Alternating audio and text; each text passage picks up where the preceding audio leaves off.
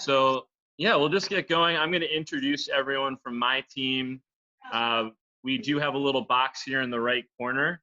So if you have any questions, you can ask the questions now, and then we can answer them at any point during this whole call or right at the end. So I want to introduce everyone that's actually on my team right now. And we don't have Hayden yet, but hopefully Hayden will be joining. So Shayna Hitchens right next to me. I'm going to just say a couple words and just make sure, yeah, you're on mute. Just tell us a little bit about yourself. Hi, everyone. Well, I am on James's team. I'm a buyer agent and recently engaged and trying to virtually plan a wedding currently, which has not been the best experience. Congratulations again on that one. Thank you. All right, Olivia. Hi everyone, I'm Olivia. I'm also a buyer's agent on the team. I currently live up in Fishtown. I just bought my first house up here in November, so I'm really enjoying where I'm quarantined at the moment. Got a good quarantine house. Yeah, it's really beautiful. And Hayden just joined us down there. Hayden, what's going on? Howdy. How you doing? Good, good. You got to give us a little fun fact. Sure. In a past life, I owned a dumpling restaurant, so I've been spending a lot of time cooking in my kitchen and trying new recipes. So that's been fun. Awesome. Then we've got our extended team, my go-to real estate attorney who actually just helped me through a really difficult situation during these COVID times. So Rachel Pritzker of Pritzker Law Group. She is really fantastic, especially when you're having a little nightmare situation going on. You call Rachel and ask her to save you. So Rachel, what's going on with you, or what kind of fun fact do you have? What's my fun fact? I use the same lame fun fact. I'm a twin. That's like always my lame fun fact. I think a lot of people know that, but I didn't know that. Oh wait, maybe but yeah, no, it's your brother. Dad and I are twins, yeah, and we're not quarantined together. Which I think is good because I think our business would probably be dead if we were quarantined together. Awesome. But yeah. Cool, thank you. And then we got the one and only Rob Wishnick from Guaranteed Rate, who is incredible. And Rob, was it like something 250 houses that you helped, or not helped, but you did mortgages for last year? Yep, yeah, thanks for having me, guys. Yeah, it's rates are low, so that's always a good time. But fun fact about me, my family, we decided to buy a beach house last year. We're not allowed on the beach at the moment, but we can at least spend some time down there. We live in Queen Village full time, but spending a little more time down there to have a little more space to operate with the kids and things like that. So. Awesome. All right, so for everyone else who had just joined, there is going to be a question area on the right that we're going to get to either while we're going through this or at the end during the Q&A part as well. So we're going to start with just the current situation as I'm seeing it right now. And I would guess that most realtors may have a different opinion. But before I do that, last time I did this too. I forgot about introducing our Director of Operations, Kyle. This is where my brain's at right now. Kyle, I apologize. Tell us a fun fact about you. Hey, everybody. Kyle, on James's team as the Director of Operations, as he said. And this past year has been a big one for me. I had to go through a wedding, got married, bought a house, and recently just adopted a dog to help out with this quarantine lifestyle. Awesome. Sorry about that, Kyle. I messed that up with Hayden last time, and now you this time. Ugh. All right, so we're going to start with a little bit of negative news, but it's going to turn positive. I promise you. I'm a very glass half full type person.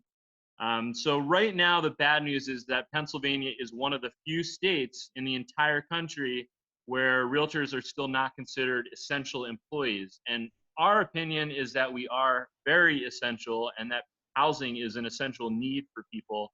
So we're hoping that Governor Wolf will change his opinion on that soon. I know that construction sites under certain conditions are opening up on May 1st, and then other businesses are opening up on May 8th.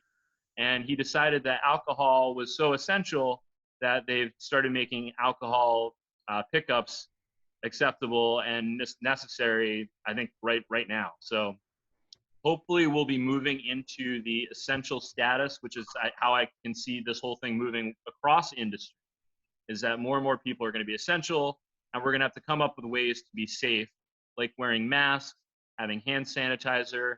Perhaps the agent is opening up a door at a vacant house, letting the buyers walk through, the buyers leave, the agent walks through, checks things out. I believe fully in my heart there is a safe way to do this even right now. And obviously we have to be safe, but right now we're technically not allowed to show any homes, even if the house is vacant. And we're not even allowed to go into a vacant house and do a video tour for someone. So I'll get back to that in a little bit, but as some of you may know, on every real estate transaction, the city gets over 3% transfer tax on every single transaction, which is a ton of money that the city is losing right now, and they definitely need, because we're running out of money. The state also gets 1% transfer tax, and I've heard that there are 13 jobs attached to each real estate transaction, which definitely makes sense to think about usually 2 realtors on a deal. There's mortgage agents, there's underwriters, there's title agents, there's office conveyancing people, there's people at the city that work on each transaction.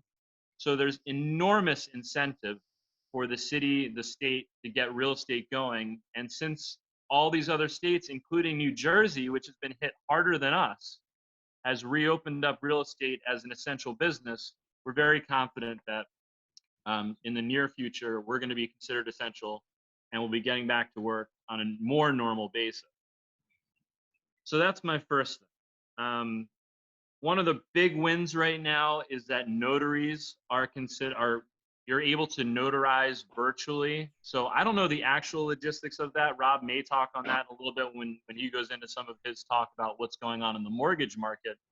But it used to be that you'd have to go to a notary, show them your driver's license, and then they would stamp you right there in person. And obviously that can't happen right now. So we're hoping this efficiency will carry through, and that when we come back and do real estate in a more normal world, it's going to be a much more efficient process. And a lot of people that were normally going to a settlement table will no longer have to do that if they don't want to. An important addendum that's just been added to pretty much every single agreement of sale right now is what's called the COVID addendum. So the COVID addendum basically allows both buyer or seller to add 30 days to any of the important timelines that come up during a real estate transaction. If you've ever had the pleasure of buying or selling a house, you know that there's a lot of hurdles that you have to go through in order to get to the closing table. So now some of those hurdles, like finding a home inspector, or maybe your home inspector thinks you should get a stucco inspection too. You have a lot of opportunities as the buyer to delay those timelines. You're meant to, in good faith, push forward through the transaction, but if for some reason you can't do it because of something related to COVID, you can automatically extend your deadline up to 30 days, which gives a lot of people peace of mind. I think if they didn't have this addendum right now, more people would be worried about buying a house because they'd be worried about missing out on a deadline and being in breach of their contract and possibly losing their deposit money. So that has been, that I don't think that will last forever, but for right now, if you're a buyer especially, you have a lot of ways to delay the agreement, delay the transaction, so you can feel safe going through the process and not lose your deposit. So I'm going to share my screen real quick and just show you some of the some interesting stats. And hopefully you all can see this, but this just came out recently about March, and this I think is very interesting that March 2020 housing market prices in Philadelphia Metro continued a 20-month streak of growth and hit a new March high. New pending home sales and new listings declined in the later half of the month due to the COVID-19 impact, which obviously makes sense. But you can see how the prices were trending up and up and up and up. And we actually were having, and are still having, a really good year, believe it or not, but we were having the best year ever. I've been selling real estate for 7 years, and this was the best spring market ever. And thankfully, all the deals we got under contract, almost all of them are going to the closing. So this is just kind of some interesting news. And, the market was really, really strong before this. There was a lot of pent-up demand already. So now I'm going to show what every realtor in the city has this access to the Bright MLS. And we pay a lot of money actually for this access, but every listing that every realtor puts online, we put it into the system, and then it funnels out to Zillow and Realtor.com, et cetera, et cetera. It's all pulling data from here. So I thought these stats might be interesting for people to see. And if we go and just do Philadelphia, everything that's gone under contract in the last 15 days.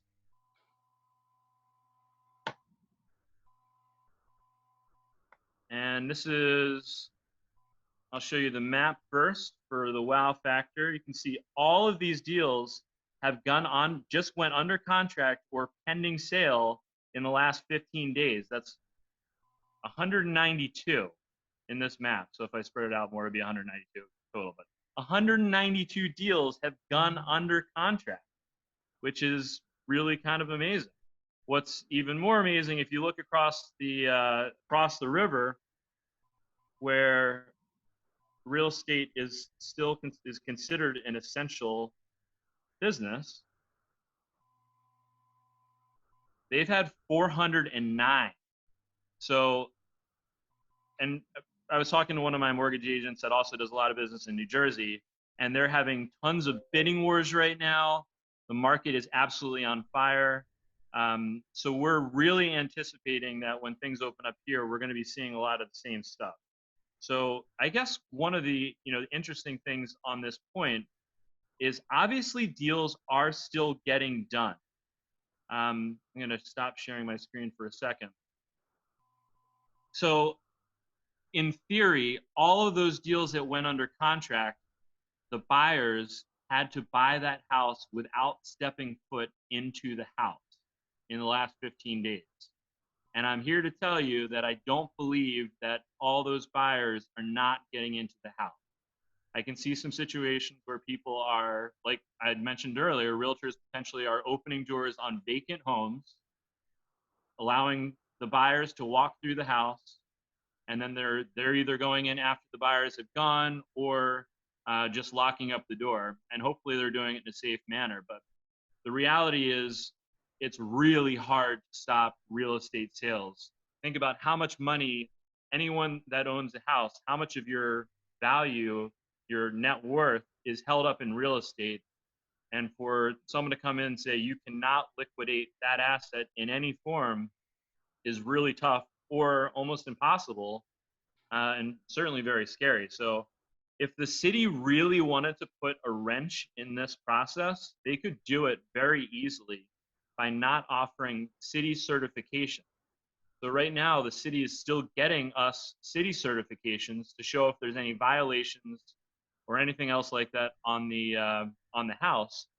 And I'll get into one situation recently that I dealt with Rachel, our real estate attorney professional, where she helped me out because something did come up on a city certification that had to be resolved, and we had to figure out a solution. So if the city really didn't want their 3% plus transfer tax, they could put a wrench into the system right now and stop offering city certification. So if they get really serious about it, maybe they'll do that. But right now, they're still doing that, and transactions are still closing. I'll share my screen again real quick and just show you the number of listings in Philly that have closed in the last 15-day period as well.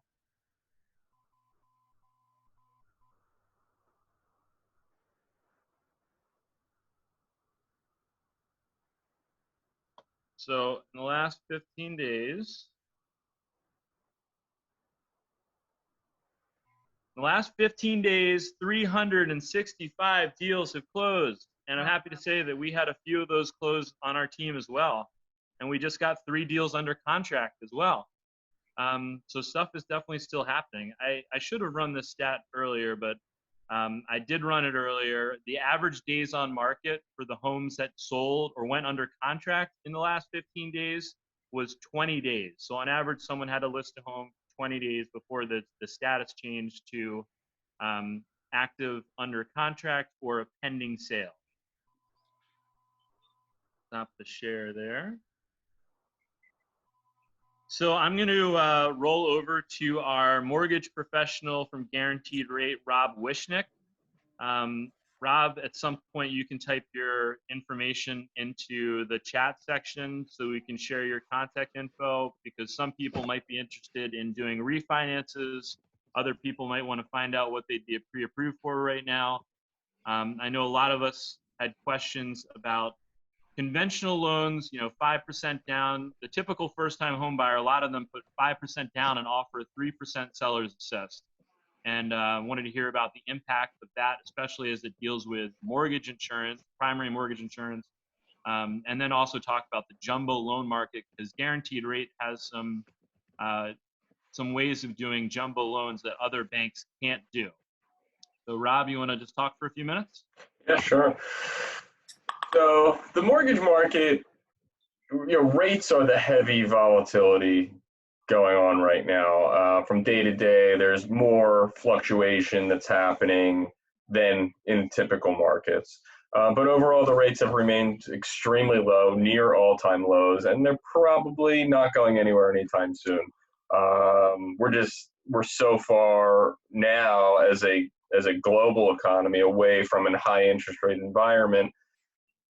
If rates started to really spike up and actually stay there, it would slow every single industry down and cause more global crisis, because we really are, we as a country, we do so much buying and exporting and importing that it really, we affect everything in the world today. Our economy means a lot, and our policies mean a lot, our financial policies.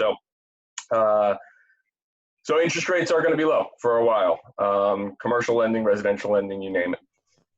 The mortgage market, guidelines have not changed, with the exception of really how we do business. We have now, jobs are the key. You still have to be employed. You still have to be earning an income. If you're self-employed, your business still has to be operational. And as long as that exists, really the guidelines haven't gotten any more tight. 3% down if you're a first-time buyer, as little as 3% down on conventional loans. 5% down becomes a little cheaper borrowing. FHA still 3.5%. That's, if you're dealing with bruised credit, you're going to be going to an FHA loan. But the guidelines haven't really tightened up at all on conventional buying. The jumbo market is getting a little more restrictive, and this is all behind what's going on there. Banks are really concerned about this forbearance issue. The more forbearances that are occurring is more of a cash crunch for banks, and they don't know how this is going to play out. They don't know how many people are not going to be paying their mortgage, and that affects every single bank, and that affects their ability to lend. So jumbo loans, which aren't loans that are bought by Fannie Mae, Freddie Mac, that's where the banks are really in more control, and it depends on their ability to lend and how many people are not paying them back. And again, a jumbo loan in our region is any loan amount, not purchase price, any loan amount above $510,400.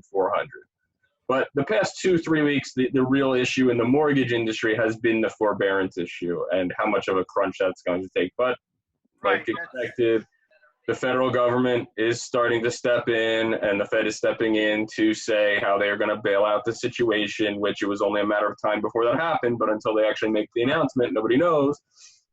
And this will all calm down, and the key is going to continue to be jobs. And the more, the more jobs that become available, the 20+ million unemployed, as those start to come back, everything's going to start to come back, where the ease of guidelines and things like that. So it's really what remains to be seen.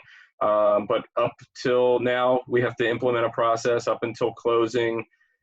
Through closing, we have to do final verification of employment, get the most recent pay stub. That's gotten a lot tighter, just to make sure that borrower is still employed, that they haven't been negatively impacted by COVID.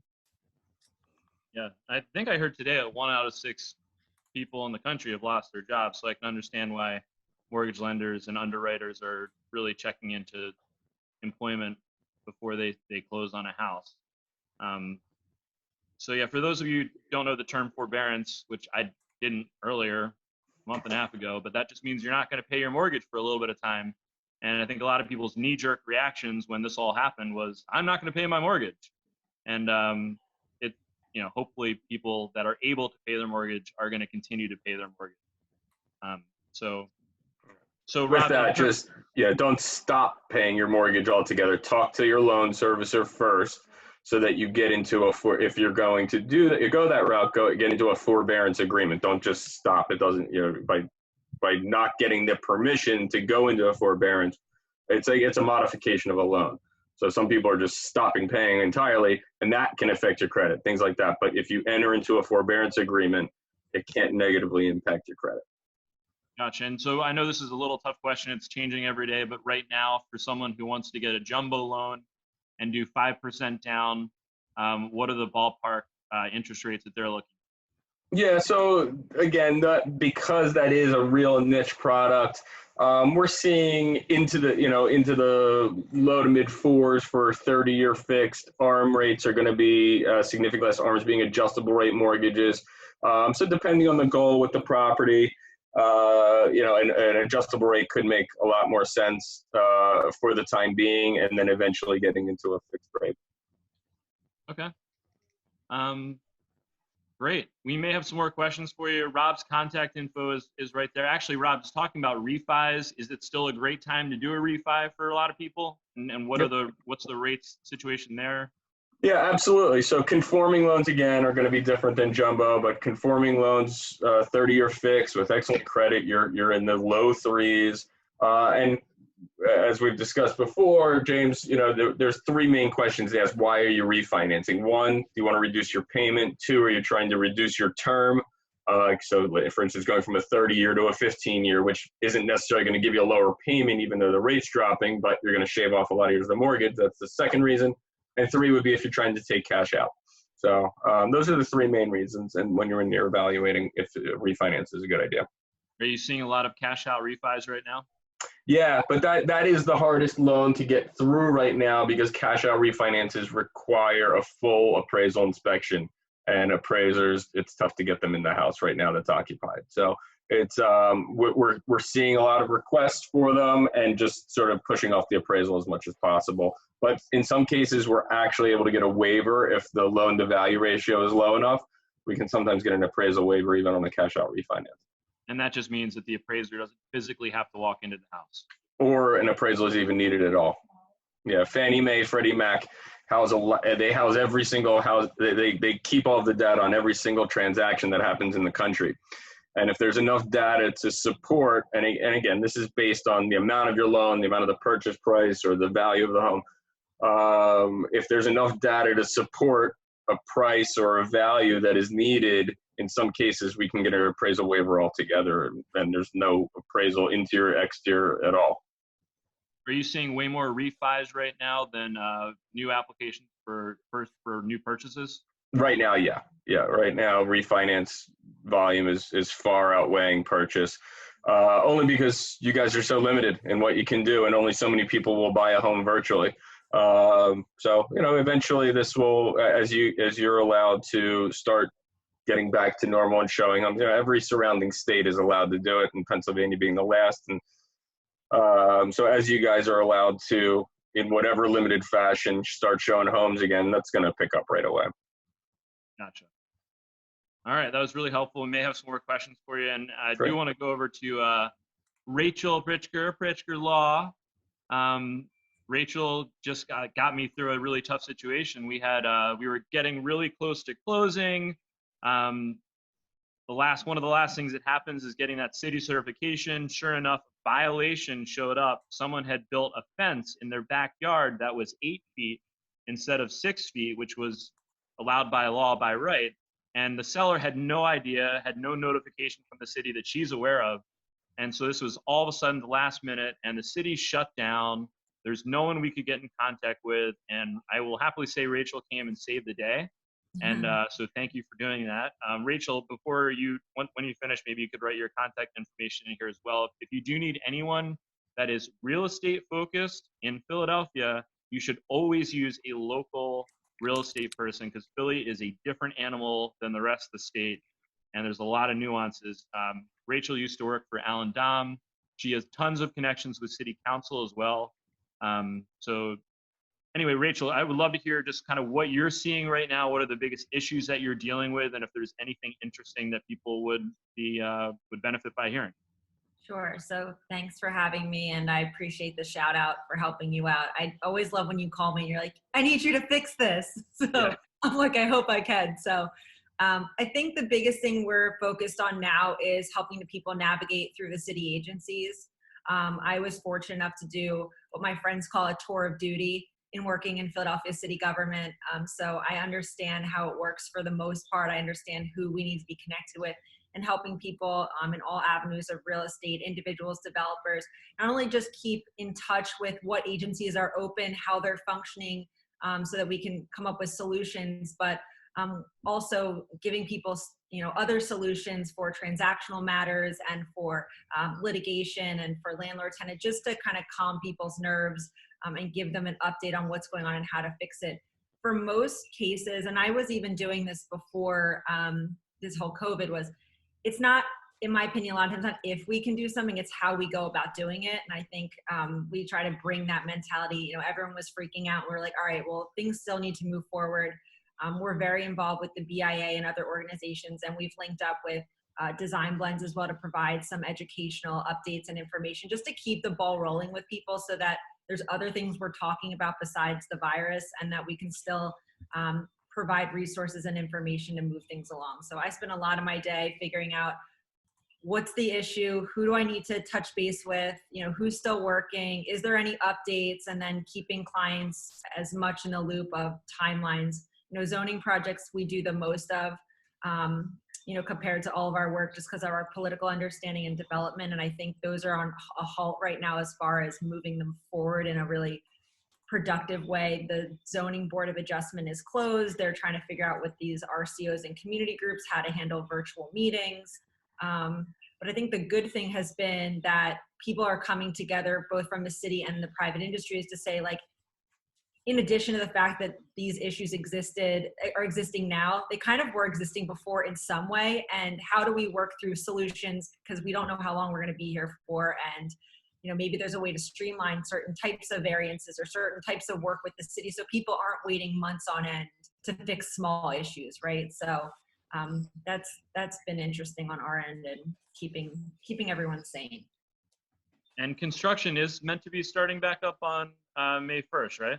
Yeah, so they were going back and forth. They're saying May 1st, but they haven't issued any guidelines yet as far as what that means, who's allowed to do what, how they're supposed to do it.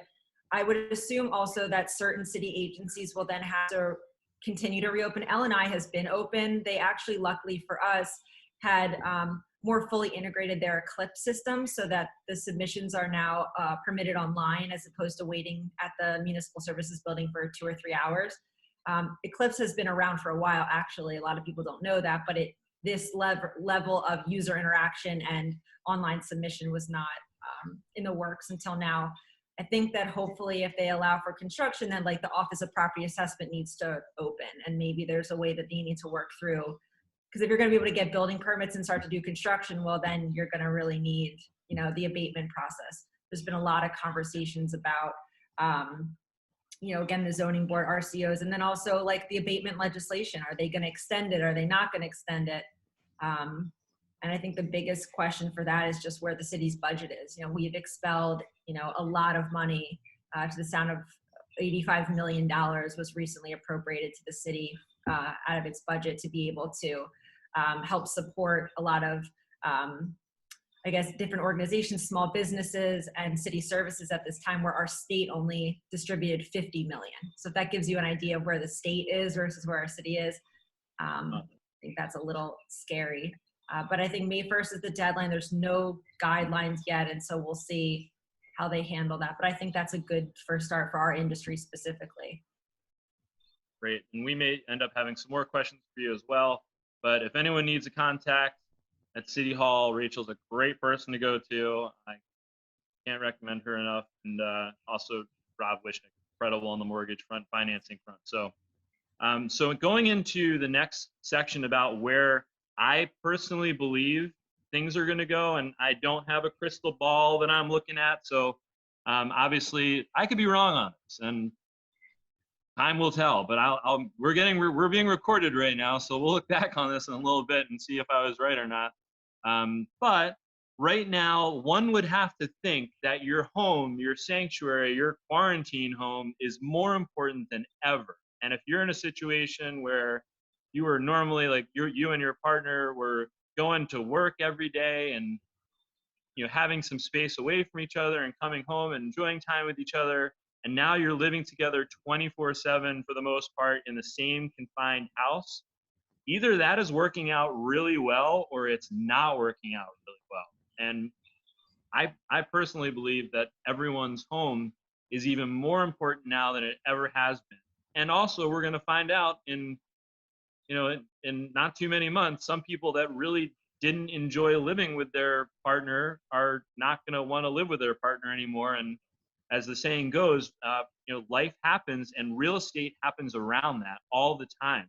You can't stop it. I also think that 9 months from now, there might be a mini little baby boom that people have been talking about as well. And that's definitely a part of life that requires some more bedrooms. And if people are going to be working at home for the foreseeable future, you might also require more bedrooms or a finished basement or something additional. So I believe that the home is going to be even more important.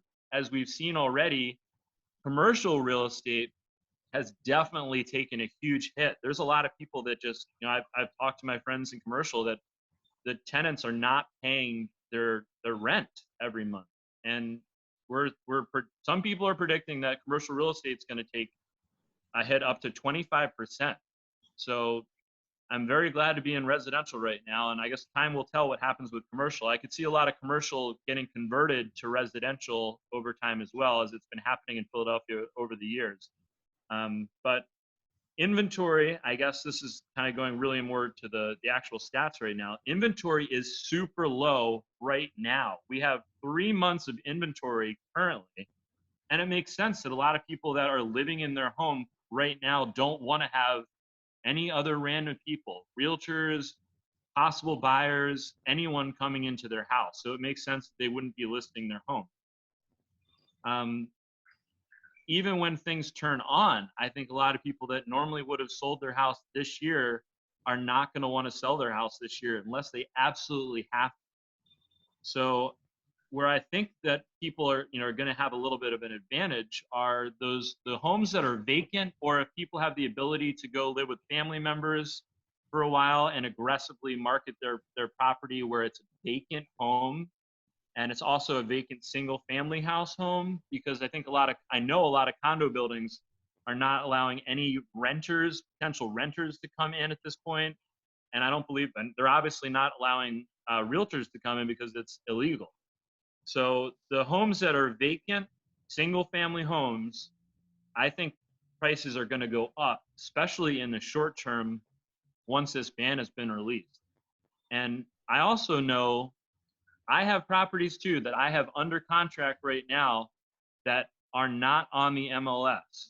A lot of people are selling homes inside their brokerage. So Keller Williams Philly is now the largest brokerage in the city, and we're pretty lucky that we're able to share listings within our office that only the realtors in our office can actually see. So I know there's more homes that are under contract than are even showing, because I have some of them myself. So I don't think that residential real estate in Philadelphia, especially single family homes, is going to go down in the near term. We believe there's going to be a pent-up demand for the spring market. I think once condo associations become comfortable with allowing people in a safe manner, and I think the safe manner looks like every party that's coming in is wearing a face mask. You have hand sanitizer, potentially gloves, booties, whatever else needs to be done to make sure that especially people that are more vulnerable are protected and safe. I think that's what it looks like on the opposite side, and we're all really hoping, and I believe that it's going to be more of a V-shaped recession and not a more longer-term U-shaped recession. That once companies can hire people back and take them off furlough, they're going to do that. I'm just going to read through my notes for a minute. New Jersey is obviously helping me foresee what I think is going to happen here, because right now they're on fire. And I would imagine that's going to keep coming. So for people that are considering buying this year or anytime, well, I guess this year, we'll stick with 2020. Make sure you get your financial ducks in a row. So if you haven't done your 2019 taxes, you should definitely get that ball rolling. There's a very good chance Rob Wishnick would know this, but they might be asking for those tax returns, even though, actually, Rob, I'll ask you real quick. Are they asking for 2019 tax returns right now? Not until July 15th is the new deadline. All right, so if you want to delay that a little bit, go for it. But it might make financial sense for you to do them anyway, especially if you're a contractor or 1099 contractor like myself, and you made more money last year. You want to show that you made more money, so that would make more sense. Some people, maybe it won't matter at all. Don't get yourself into a credit card debt situation. You want to get your credit rating as good as possible. So pay off whatever loans you can. Student loans are not don't hit you as hard as credit card debt. So if you have some of that, wouldn't worry about getting all that paid off. But don't get a new lease on a car. Right now we have an opportunity to save money because we're not going out. So save as much money as you can, so that instead of being a 3% down buyer or a 5% down buyer, maybe you can be a 10% down buyer, and that will lower your mortgage insurance and make your monthly costs a lot lower as well. So get your financial ducks in a row. If you're a buyer, we're doing tons of these Zoom calls with buyers to talk to them about what they're looking for, because we might know about properties right now that they're going to be able to see very soon, or potentially do a virtual walkthrough that other agencies just will not know about. You can get a pre-approval from Rob Wishnick. He takes it's like 30 minutes. It seems like, Rob. I don't want to say that that's definitely true, but I believe it to be true. It's very quick. So you get a pre-approval. It lasts for 90 days. And you can see what you're qualified for, what your closing costs would be, how to lower those closing costs with things like a seller's assist, and then what your monthly payments are going to be. Now, if you're on the seller side, and I have about 6 listings that I am very excited to get on the market, but for the time being, what I'm doing is I'm listing them off market within my brokerage so that we don't accumulate any days on market unnecessarily. And that's usually the first step, just to gauge interest. So the person who's selling the house has to sign in listing paperwork like they normally would, and then they have to sign an MLS waiver, and then I can market that property legally to anyone in my office, which is over 350 agents and some of the best agents in the entire city. And then after that step, what I'm doing is listing it as a coming soon listing, which means we still don't accumulate days on market. The catch there is that if you do end up having someone that absolutely wants to get into the house, you have one business day or one day to make that property active instead of coming soon status. And then you would start accumulating days on market, which is why I like to market inside the office first. The other things that people that are considering selling should do right now is start decluttering. So I know it's a little hard to give away anything right now because people are nervous, but there are some drop boxes in the city where you can drop off and donate old clothes, things like that. Every trash day, if there are things that you can throw out of your house, start getting that stuff out of your house right now and prep for photos. So one good place to put stuff, if you don't have anything, especially if you don't have a finished basement, you can put things in the basement. Usually we're not taking photos of the basement, so that's a good place to store things for the meantime. And then obviously find a great realtor. I'm here to interview for you if you want to interview, obviously, for the listing side. Let me think what else I would tell you on the sales front. Yeah, I think that's actually most of what I wanted to go through. So Kevin asked a question, what sectors within the city do you see being impacted most, both positively and negatively post-COVID? So I've had a lot of discussions with some of the top agents in the city about this very question. We are anticipating that some of the luxury market could take a hit.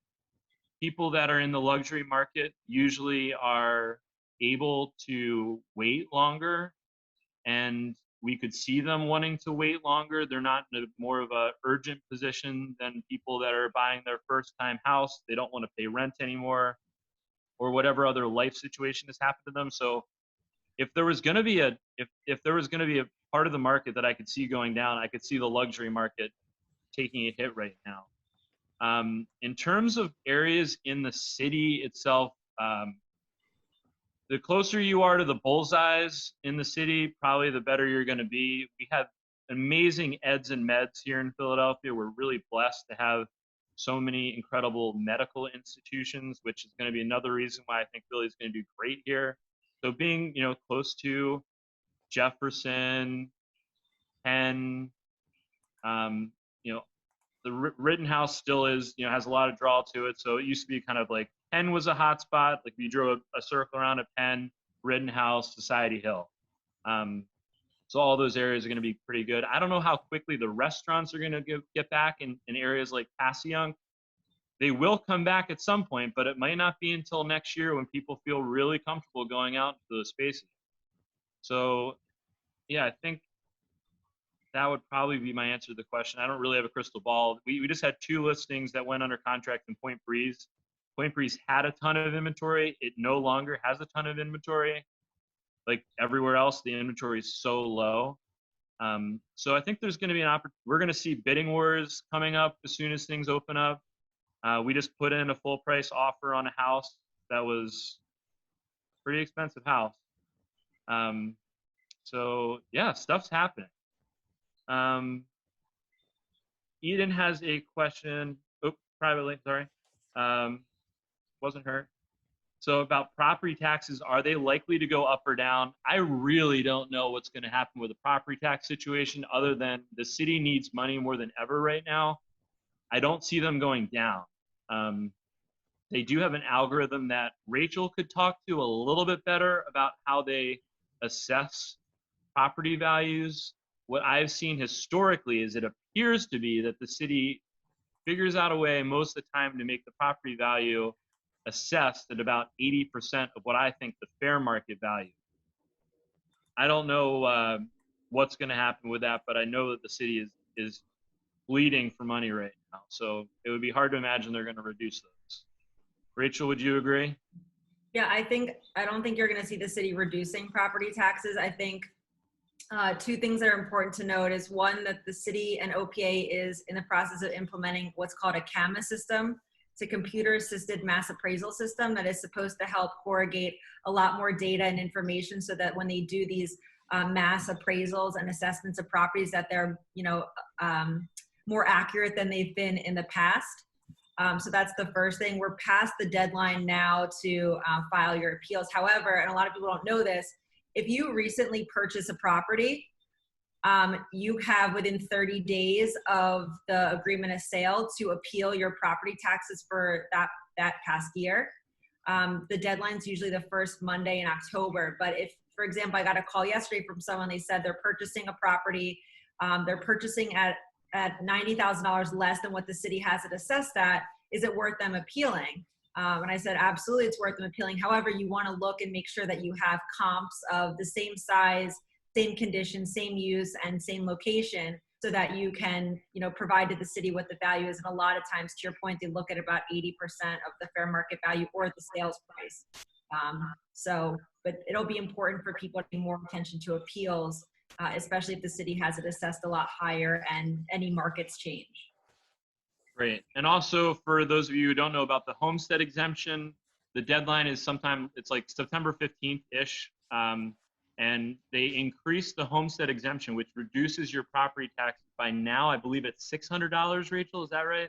I think it's $40,000, a reduction of the assessment, which I guess if you've done the math would work out to $600.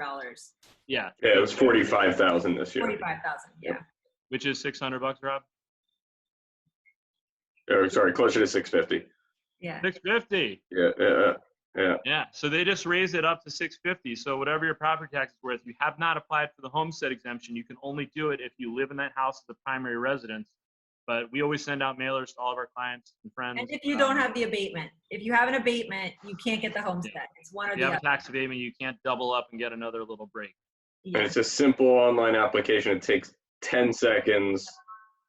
If it's your primary residence, Go just for put it in quickly. it. Yeah, go for it. And then just to clarify on that question, our property values, are they likely to increase or take a hit?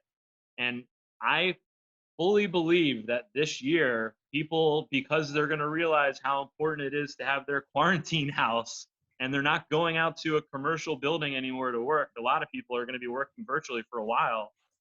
I just believe that we're going to continue to see what we're seeing right now, that housing is really important. I believe, here we go, we're going to put it out there, it's April 23rd. I believe that property values are going to go up this year in the city of Philadelphia.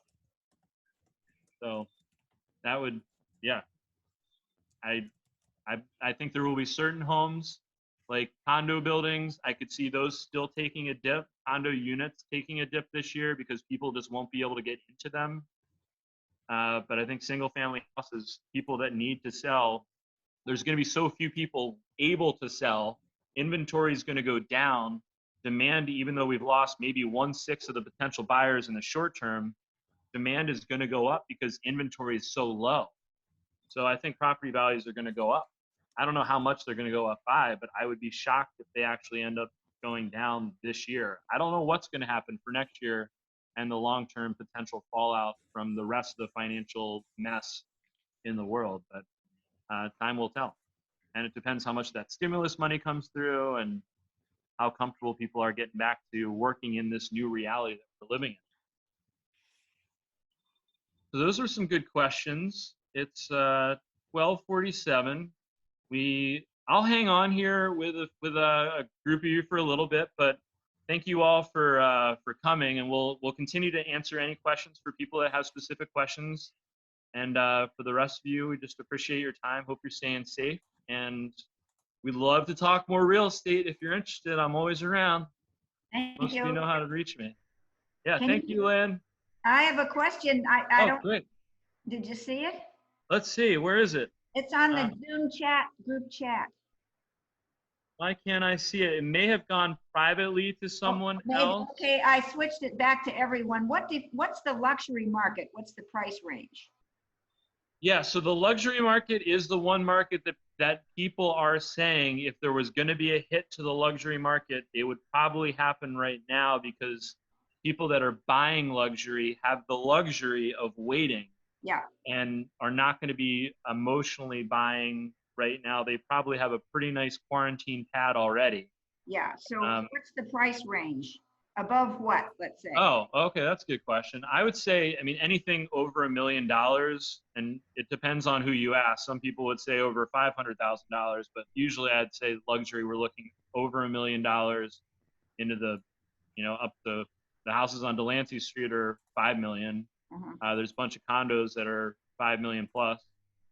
So, but I would say everyone that's in the jumbo loan area, which is going to be a little bit tougher for financing. So that's, the jumbo loan is going to be over a conventional loan, which is, Rob, this is terrible, but it was 484 for 510 400. Any loan above 510 400, 510,400. They keep raising that every year. That means you could buy a $550,000 house and still get a conventional loan. But if you're going into the jumbo market, that market probably will get impacted more than the lower market. Thank you. Yeah, my pleasure. Now, I have one more question. If some people probably check. I'm here all day. But if a person such as me wanted to sell my house, and I wanted to let people in, but let's say I could go away for a couple of weeks, but I listed it with Keller Williams. Could you come in with people and, without having the police come? So I like to say that I'm going over to a friend's house to just hang out for a little bit and take a look at their house. Yeah. Okay. I wear face masks. The reality is some people have urgent situations that need to be addressed right now, and we're one of the few states that's not allowing things to happen right now. Yeah. Okay, but on a sort of an informal, let's say if I'm perfectly healthy and I can sit in my basement and be doing my work, I've had people over already, so. Yeah, I think if you just invited me over for a glass of wine and then both of us were wearing face masks and using hand sanitizer and the topic of real estate came up, we should certainly talk about it. On two sides of the room or whatever. Yeah. Okay, thanks. I just wanted to know if that's possible at all. Yep, anything is possible. Okay. Okay, we got some more questions. Thanks, everyone. Eden can show your face. Can't. So do you recommend first-time home buyers hold off on buying until next year since they are not selling simultaneously? That's a great question from Caitlin.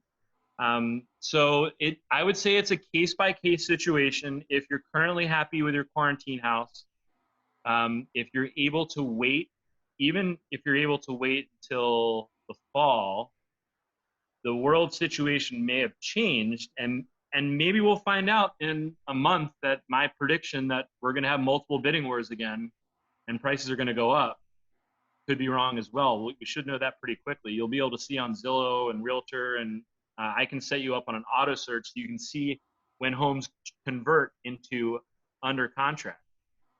So if I had that crystal ball about when everyone should absolutely buy or sell, I would love to tell all of you that, but I'd say that if it depends on your situation, people need to buy or sell for whatever reasons. A lot of first-time home buyers are sick of paying rent, and if they're going to be paying someone $2,000 a month regardless, even if prices end up going down lower than they are now, if you're holding your home for at least 5 years, it's hard for me to imagine a situation where you're not going to come out on top, especially with all the tax benefits of owning a house as well. So I'd say if you're happy in your home situation right now, there's no urgency to get into a bidding war situation, then it probably would make sense to hold off. And if you ever want to talk, or if any of you ever want to talk to me and just think it through, everyone's situation is so different. So I like to try to consult people to do what's in their best interest, whether it's this year, next year, or maybe holding on to the property altogether and renting it out. And I make very little money on those, but if that's what's in your best interest, that's what I'm going to tell you to do. Or if that's what I think is in your best interest, and it's a group discussion. All right, any other last minute questions from the Racket Club? I'm dying to know when we're going to be able to get back in the Racket Club. I'll ask. I've taken up a couple of your questions, but if nobody else, I'll go. Yeah. So I'm actually asking about I think you told me I'm actually asking about the DC market. Do you have any familiarity with there? My brother lives in DC. I knew you had a connection. I am not the expert in DC. If I told you I was, I'd be lying. I think our MLS might be able to get stats from down there, though. I know we can go down into Maryland. I'm not totally sure if it goes to DC, but it's all about looking at the comps of comparable properties and looking at what's happening. I don't know if they're open for business or closed for business as well for realtors. I'm trying to decide if I should appeal my property tax assessment, basically. In DC. So maybe you could message Rachel. She might have some advice for who you could talk to in DC, but I would not be the person to help you on that one, unfortunately. Okay. Thanks. Sure. All right. Thank Anyone you. else? I'm leaving. Bye. Thank you. Thank you, Lynn. Great seeing you. Bye. All right, everyone. Michael Haas is on here. What's going on, Haas? You don't have to show your face. It's okay. All right. Hey, James. How are you? What's up? Good show today. Thank you for the info. Thank you. I miss you. When are we going to see you again? I don't know, man. Out of lockdown. I don't know. You can come to my window. We could put our hands up against the window together and take a picture and post it on Instagram. I'll throw some pebbles at your window, a la Romeo and Juliet, and come out to your little balcony there. Well, yeah, we can do that. Yeah, it's actually great. Our senior residents are doing that. Oh, nice. Their families are coming in doing kind of through the window visits and all. So sad. It's the best you can do. We set up some FaceTime stuff for them and all, but yeah. Anyway, but not. I'm gonna jump here. Thanks for all the help. We'll talk offline. Cool. See you, Haas. Bye-bye. All right. Rob is saying some quick numbers on the loan side. He's about to post something, I think, Rob, or did you just post it?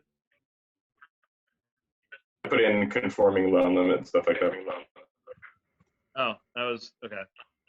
All right. Well, if anyone has any other questions, you can reach out to me or anyone on our team or Rob or Rachel. Thank you all so much for being here, and hope you all are staying safe. And I can't wait to see you back at the Racket Club.